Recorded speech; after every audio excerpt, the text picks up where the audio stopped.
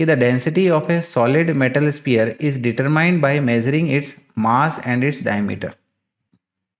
कि एक solid metal sphere का, ठीक है, डेंसिटी मेजर करी गई है इसके मास और डायमीटर की मदद से।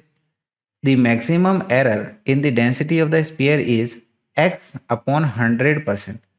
तो इस स्फीयर की डेंसिटी में जो मैक्सिमम एरर है वो हमारी x अपॉन 100% की है।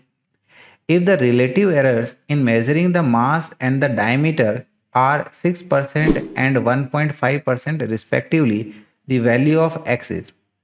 अगर मास और डायमीटर में हमारी रिलेटिव, ठीक है ना, परसेंटेज एरर 6% की और 1% की है तो बताना है कि यहाँ पर x की वैल्यू कितनी है।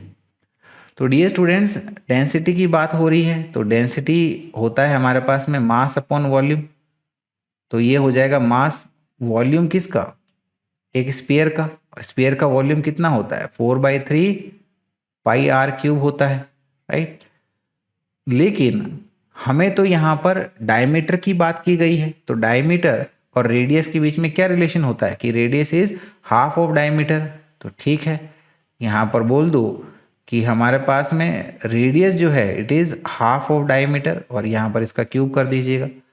अब देखिएगा ये हो जाएगा d³/8, ठीक है ना। ये 8 4 से 2 टाइम्स चला जाएगा, 3 × 2 6 आ जाएगा, 6 को ऊपर ले लो तो ये आ जाएगा 6m अपॉन में पाई d³ इस प्रकार से, है ना, राइट। तो यहाँ पर अब परसेंटेज फ्रैक्शनल एरर इन डेंसिटी की बात हो रही है, सो वी कैन से कि del rho upon r into 100 is equal to, ठीक है, percentage fractional error in mass which is delta m upon m into 100 plus ये हमारा d³ है तो 3 times percentage fractional error in diameter into ये 100 हो गया, राइट।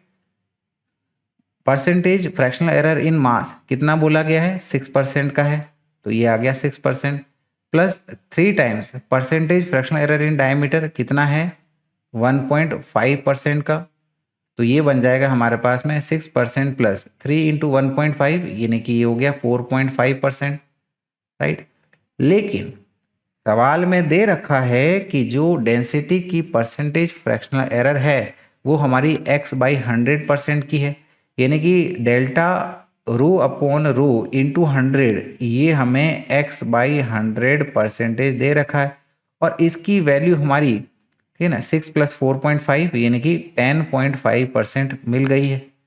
तो यहाँ से हम लोग कह सकते हैं कि हमारा जो x है वो कितना हो जाएगा, ये हो जाएगा 10.5 × 100 विच इज 1050, यानी कि इसका आंसर हो जाएगा हमारा 1050 के लिए।